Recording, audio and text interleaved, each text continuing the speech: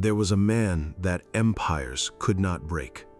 Taken as a prisoner while still a teenager, placed inside a machine designed to erase everything he was, his name, his memory, his identity. He didn't just survive, he became the most dangerous man in the room. And the kings who tried to destroy him ended up writing his name into history forever. But there is something about this story that almost no one discusses openly, something that was deliberately overlooked, something that scholars have debated in silence for centuries.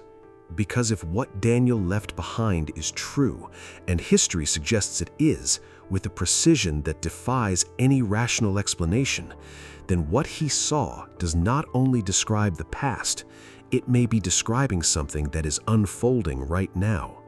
And the question that no one wants to answer out loud is this: why did so many empires try to bury this book? The deepest biblical mysteries are rarely found in the stories everyone already knows. They live in the gaps, in the questions the text leaves open, in the distance between what was written and what was truly understood. The story of Daniel is, on the surface, a story of faith and survival, but beneath that surface lies something far more unsettling, a collection of hidden truths that empires actively tried to suppress, not because they were false, but precisely because they were too true to be safely ignored. We are living in a moment unlike any other in human history.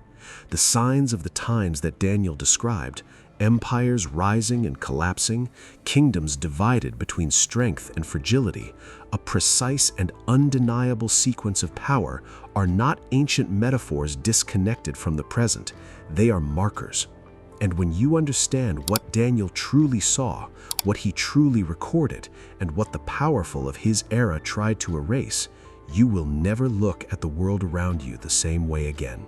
In the year 605 BC, something happened that would change the course of human history, though almost no one recognized it at the time. The Babylonian Empire, under the command of King Nebuchadnezzar, swept through Jerusalem like a storm. Walls fell, temples burned, and thousands of people were taken as prisoners into a land they had never seen. Among those prisoners was a teenager. His name was Daniel. He had no army, no weapon, and no political power. He was, by every human measure, completely defeated.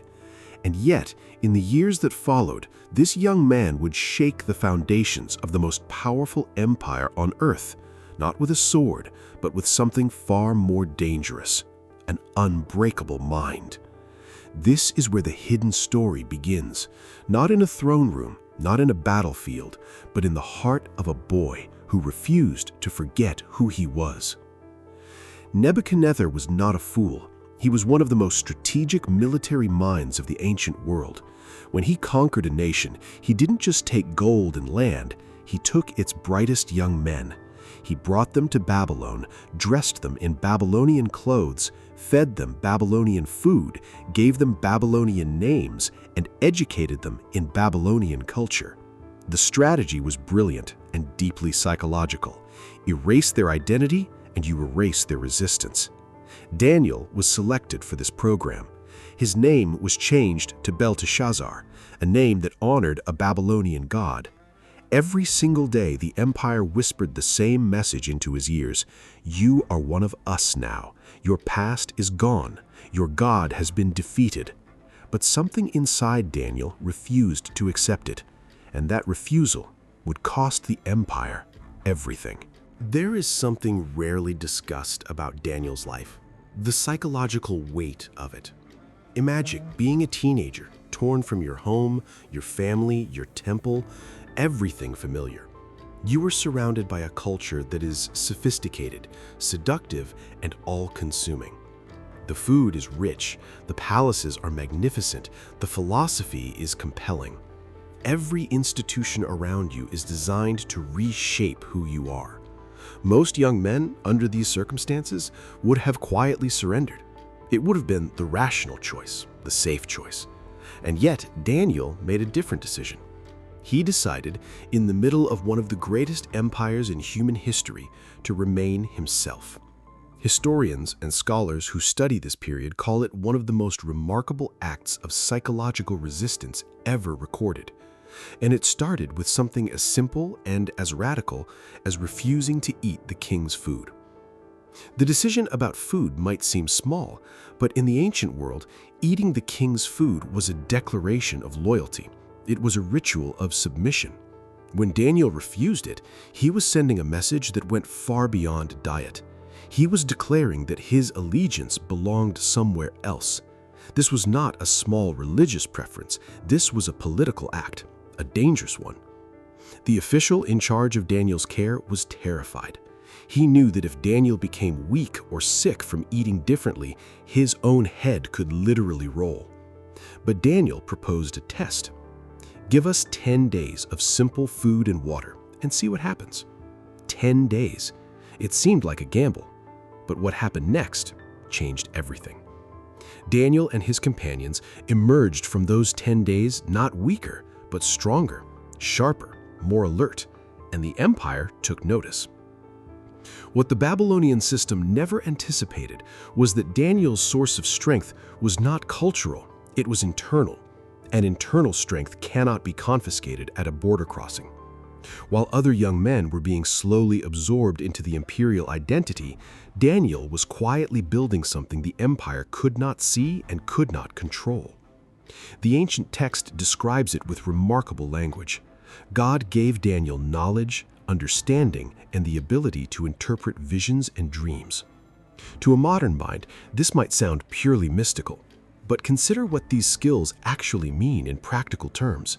The ability to read situations deeply, to understand what is hidden beneath the surface, to perceive patterns that others miss. These are not small gifts. In the court of Nebuchadnezzar, where power was constantly shifting and where one wrong interpretation could mean execution, these abilities were extraordinary. At the end of his training, Daniel was brought before Nebuchadnezzar himself. The king questioned him, along with all the other young men who had been educated in the Babylonian system. And the text records something stunning. In every matter of wisdom and understanding, the king found Daniel and his companions 10 times better than all the magicians and enchanters in his entire kingdom. 10 times better, not slightly better, not marginally ahead, 10 times. For a man who had spent years trying to erase Daniel's identity, Nebuchadnezzar had accidentally cultivated one of the most extraordinary minds in the ancient world. But here is where the story deepens, because Daniel's greatest challenge had not yet arrived, and when it did, it would not come from an enemy, it would come from a dream. There's a pattern that runs through the entire story of Daniel, a pattern that historians and theologians have noted for centuries, though it is rarely discussed in popular culture. Every time the empire tried to diminish Daniel, he emerged more powerful. Every time the system tried to erase him, he became more visible. Every time a king tried to break him, Daniel stood taller. This is not coincidence. This is the central hidden truth of Daniel's story, that the forces which were designed to destroy him became the very platform through which his purpose was revealed. And this raises a question that reaches far beyond ancient Babylon, one that every person watching this video has probably asked about their own life. What if the things that were meant to erase you were actually preparing you for something no one else could do? One night, Nebuchadnezzar, the most powerful man on earth, woke up trembling. He had dreamed something that filled him with a terror he could not explain and could not shake. But when the morning came, the dream was gone. He remembered the weight of it, the enormity of it, but the images had slipped away like water through fingers. And this terrified him more than the dream itself, because in the ancient world, dreams from the gods were not taken lightly. They were messages, warnings, and a forgotten message from a god was considered among the most dangerous omens possible. Nebuchadnezzar called together every wise man, every astrologer, every magician, every interpreter in his kingdom, and he gave them an impossible demand. Tell me what I dreamed, and then tell me what it means. The wise men of Babylon were stunned. They had been trained for years in the art of dream interpretation. Give them a dream and they would produce an interpretation, elaborate, flattering, carefully worded to keep their heads attached to their shoulders. But Nebuchadnezzar had changed the rules entirely. He wanted the dream first. No one could fake that. It was impossible. And the king knew it. This was a test of legitimacy. He wanted to know if the wisdom these men claimed to possess was real or if it was simply performance. The wise men said what was logically true. There is no man on earth who can do what you are asking. Only the gods could reveal such a thing.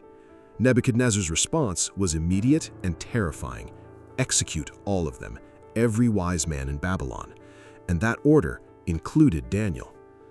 When Daniel learned that he was about to be executed, along with men he had nothing to do with, for a failure that wasn't his response was not panic, it was not rage. It was something that the ancient text describes with quiet but profound detail. He went to his companions, asked them to seek understanding about this mystery, and then he waited. That night, the answer came to Daniel in a vision. And when he saw it, he did something that reveals the depth of his character.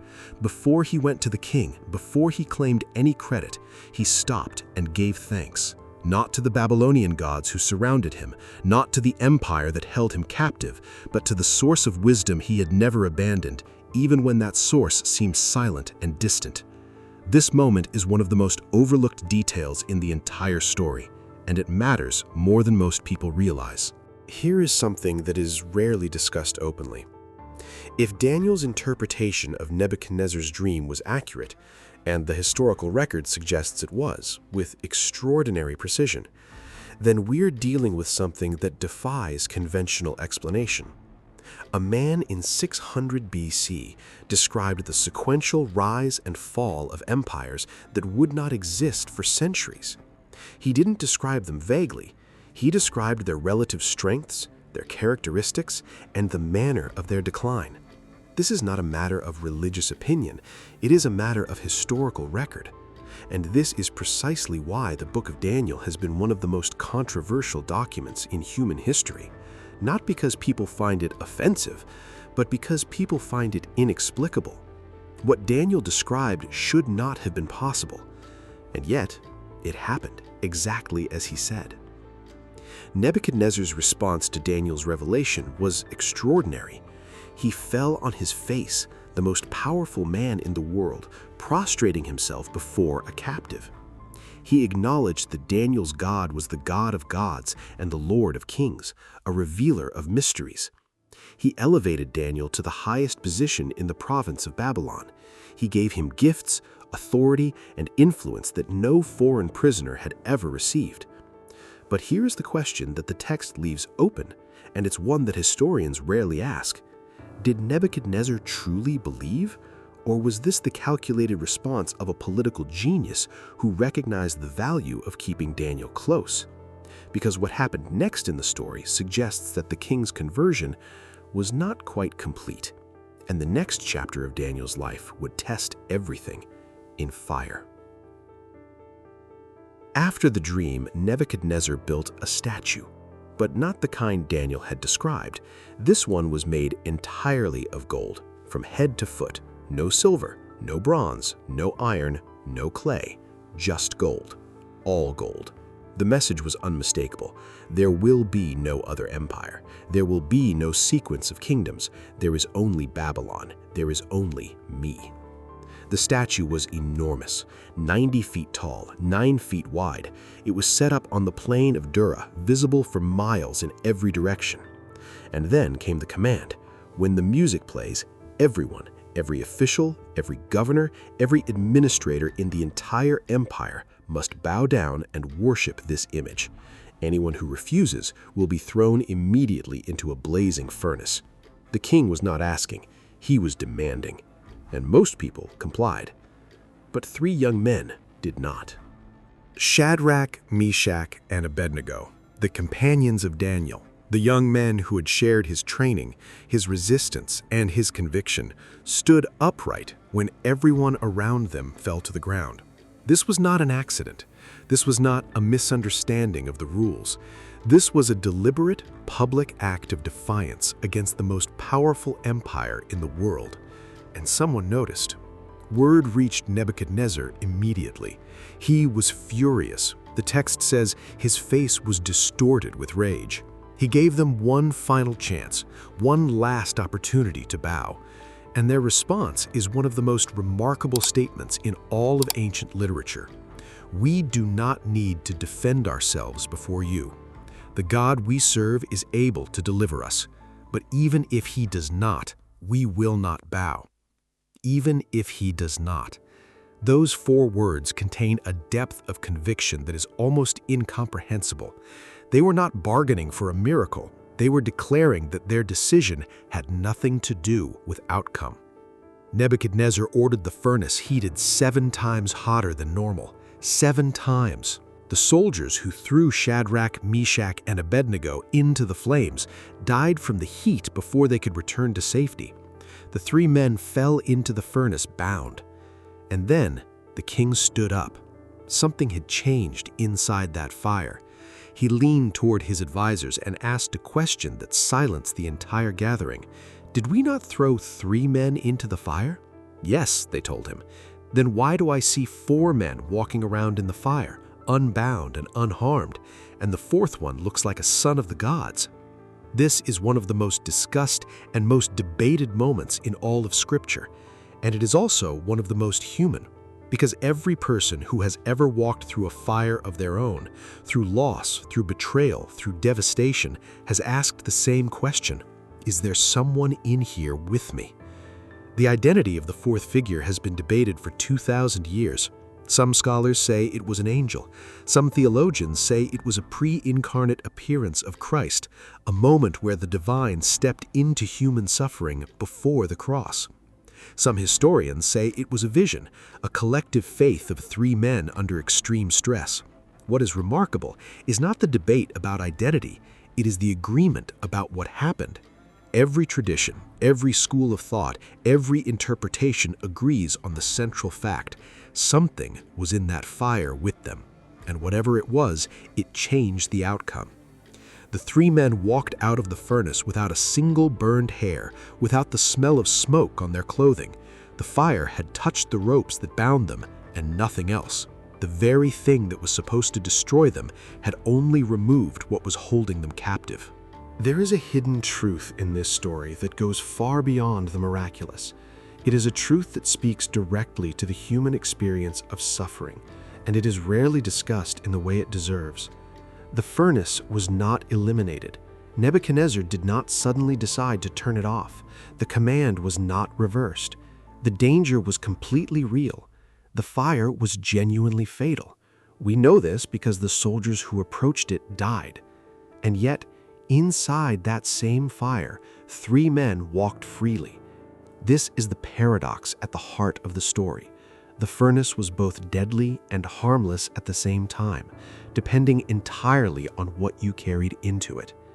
And this raises a question that reaches across centuries and lands directly in your life today.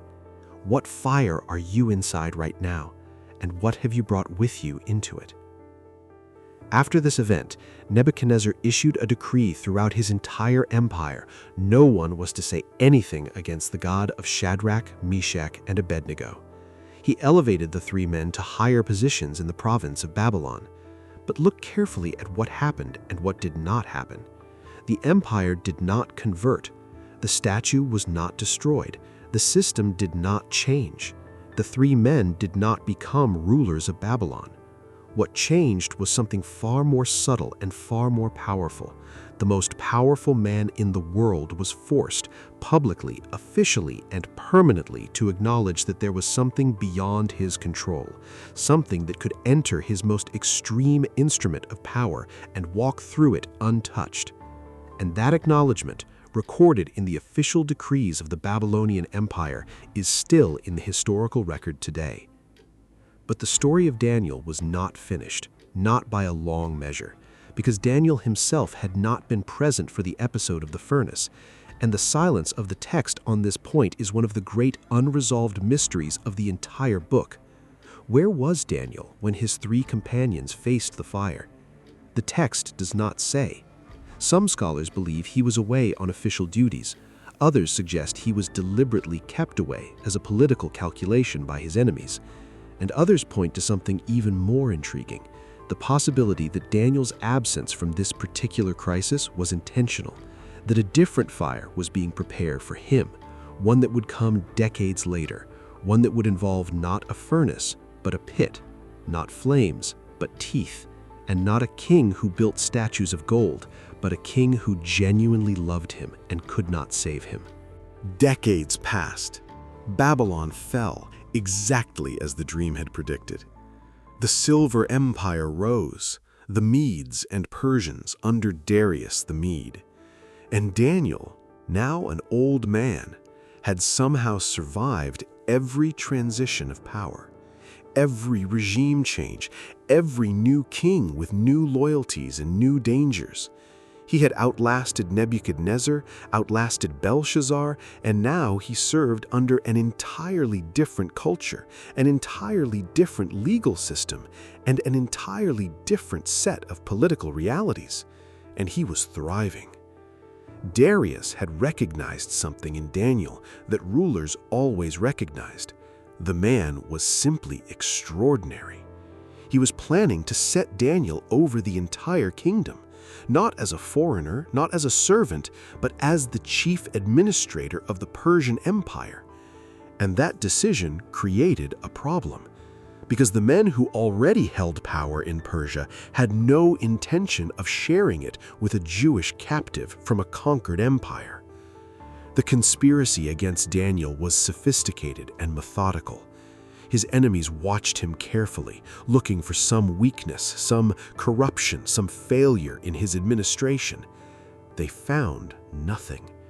The text is almost casual about this. They could find no grounds for accusation because Daniel was trustworthy and no negligence or corruption was found in him. Think about what that means. These were professional political operatives, men who survived and thrived in one of the most ruthless political systems in the ancient world. They had every incentive and every capability to find something, and they found nothing. So they changed their approach. If Daniel had no professional weakness, they would attack his personal conviction. They would turn his integrity into the crime. They would make his faithfulness, the very thing that made him extraordinary, into the instrument of his destruction. The trap was elegant in its simplicity. They went to Darius with a proposal. Issue a decree that for 30 days no one in the kingdom may pray to any god or man except to Darius himself. Anyone who violates this decree will be thrown into the den of lions. The appeal to Darius's ego was deliberate and effective. This was a common practice in the ancient world, the temporary elevation of the king to divine status during a specific period. It was political theater, not theology. Darius almost certainly understood this, but he signed it anyway. And the law of the Medes and Persians, once signed, could not be revoked, not even by the king himself. The trap was set. Daniel would know about the decree immediately, and they knew exactly what Daniel would do next. Daniel went home.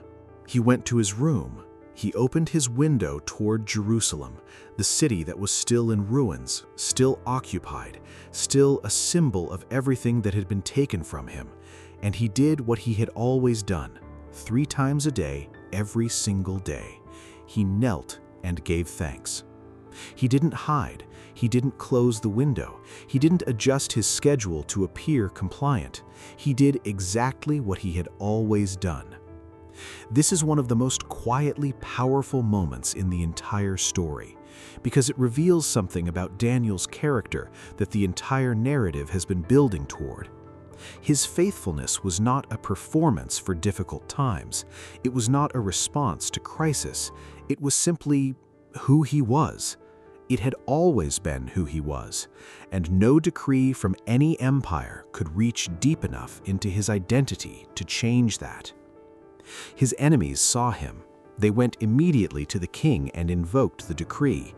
And here, the text reveals something deeply human about Darius, something that separates this moment from every other confrontation in Daniel's story. The king was not furious, he was distressed. He spent the entire day trying to find a legal way to save Daniel, working until sunset, searching through every clause, every precedent, every loophole in Persian law. He wanted to rescue him, and he could not. The law was absolute. Even the man who made the law could not unmake it. As night fell, Daniel was brought to the den of lions, and Darius said something to him, quietly, personally, that is one of the strangest and most moving statements in all of Scripture. May your God, whom you serve continually, rescue you. The king went back to his palace. He fasted. He could not sleep. He refused entertainment. He lay awake through the entire night, in all the comfort and power of the greatest empire in the world, unable to do the one thing he wanted to do, save a man he cared about. At dawn, he ran to the den, and he cried out with a voice that the text describes as anguished, not the composed voice of a king, but the voice of someone who had spent the night in genuine grief. Daniel, servant of the living God, has your God whom you serve continually been able to rescue you from the lions? There is a pause in the narrative at this point, a silence in the text, and then a voice from inside the den. Daniel was alive. The lions had not touched him, and Daniel's explanation was simple. An angel had shut the mouths of the lions. What happened after Daniel emerged from the den is documented in the official records of the Persian Empire. Darius had Daniel's accusers, along with their families, thrown into the same den. They were killed before they reached the floor. And then Darius issued a decree to the entire known world. The God of Daniel is the living God, and his kingdom will never be destroyed. His dominion has no end. He performs signs and wonders in the heavens and on the earth. He has rescued Daniel from the power of the lions. This decree, from a pagan Persian king, written into the official archives of one of the most powerful empires in history, is one of the most extraordinary documents the ancient world ever produced, and it was written because one old man refused to close his window. There is a part of Daniel's story that most people never reach. After the lions, after the furnace, after the statues and the dreams and the decrees, Daniel himself began to receive visions, and these visions, recorded in the second half of the book, are among the most studied, most debated, and most unsettling documents in all of human history. He saw 4 great beasts rising from a turbulent sea. He saw a ram and a goat clashing with terrifying power. He saw a figure described as the Ancient of Days, seated on a throne of fire, with a river of flame flowing before him. And he saw another figure approaching, someone described as one like a son of man coming with the clouds of heaven. These visions have been interpreted by scholars, historians, theologians, and researchers for over 2,000 years. Some see in them a precise map of ancient empires verified by historical events. Others see something far more unsettling, descriptions of events that have not yet occurred, signs of the times that are still unfolding. Daniel himself, after receiving these visions, wrote something that scholars rarely highlight. I, Daniel, was troubled in spirit, and the visions that passed through my mind disturbed me. The man who faced the lion's den without fear was frightened by what he saw. And what he saw, we are still trying to understand. The story of Daniel is not a comfortable story. It is not a story about a man who had an easy life because of his faith. He was taken from his home as a teenager. He lived as a captive for decades. He watched his nation destroyed. He faced execution multiple times. He was surrounded by systems designed to erase everything he was. And yet, every attempt to silence him became a platform. Every empire that tried to erase him recorded his name instead. Every pit that was meant to be his end became the place where something inexplicable happened. The hidden truth of Daniel's story is not found in the miracles, as extraordinary as they are. It is found in the space between the miracles, in the years of ordinary faithfulness, in the quiet decision to open a window toward home and kneel, even when no one was watching. Empires rise, empires fall. The dream told us exactly that, centuries before it happened. But there is something that the dream also said, buried in the interpretation that is rarely quoted. The stone that struck the statue, cut not by human hands, grew into a mountain that filled the entire earth. What does that mean for the time we are living in right now? That question is one you will have to sit with, and perhaps that is exactly where the answer begins. If this investigation stirred something in you, a question, a memory, a doubt, drop the word Daniel in the comments. We read every single one. Subscribe to the Hidden Scrolls for more hidden truths, because the stories most people know only on the surface are the ones that change everything when you go deeper.